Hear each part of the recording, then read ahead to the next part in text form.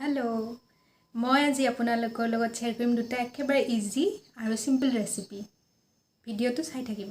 আজি মই বনাম সৰু মাছেৰ ধনিয়া পাতৰ জোল সৰু মাছেৰ ধনিয়া পাতৰ জোলৰ এইটো ৰেচিপি মোক কৰবী বাই সেন্ড কৰিছিলে তাই ভিডিঅ' বনাই সেন্ড কৰিছে তাই যেনেকৈ বনাইছে মই চাই বনাবলৈ ট্ৰাই কৰিছোঁ ধনিয়া পাতৰ জোলটোৰ কাৰণে মই লৈছোঁ ধনিয়া পাত এবাটি পিঁয়াজ এটা নহৰু এটা জলকীয়া 5-6টা জালুক আৰু কেইপিছমান কাটিলোঁ আদা আৰু বাটিটোৰে এইখিনিমান সৰু মাছ এতিয়া মই মিক্সিত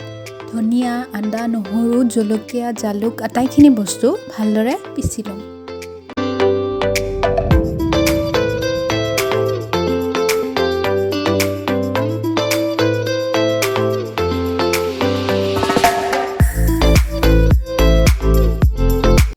এতিয়া মই কেৰাহীটোত গৰম কৰি লোৱা তেলত দিলোঁ হালধি গুড়ি নিমখ এতিয়া মই ইয়াতে মাছখিনি ভালদৰে ভাজি লম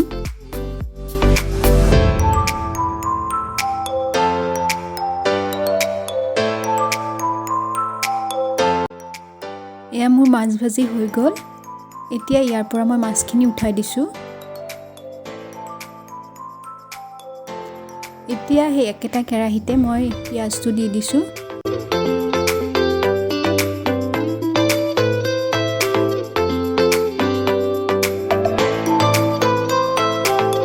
ইয়াতে দিলোঁ হালধি গুড়ি 1 চামুচ নিমখ আধা চামুচ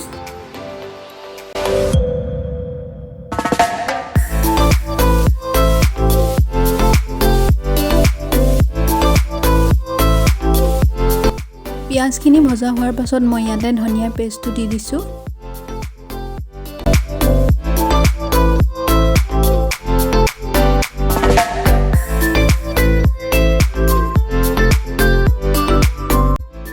এতিয়া মই ইয়াতে পানী অলপ দি দিম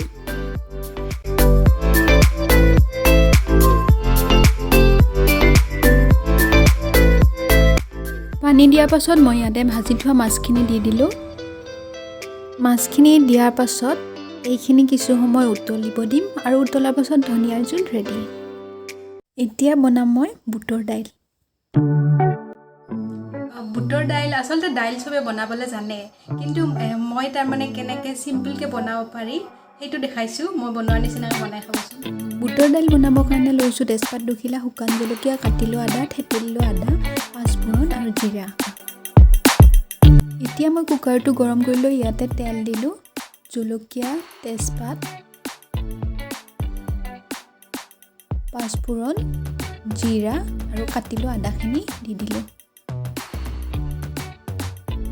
এইখিনি অলপ লৰাই এতিয়া থেতেলি লোৱা আদাটো ইয়াতে দি দিম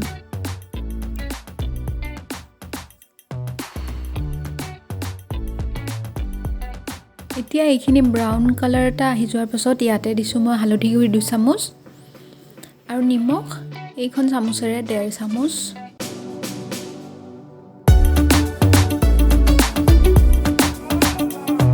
এইখিনি এতিয়া অলপমান লৰাই লৈছোঁ ইয়াতে মই এতিয়া দাইলটো দি দিম বুটৰ দাইল মই ইয়াতে 400 গ্ৰাম মান লৈছিলোঁ এইখিনি মই 20 মিনিটমান সময়ৰ কাৰণে তিয়াই ৰাখিছিলোঁ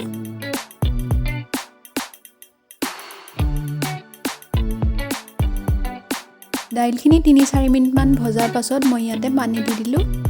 পানী ইয়াতে মই এইটো কাপেৰে 3 কাপ পানী দিলোঁ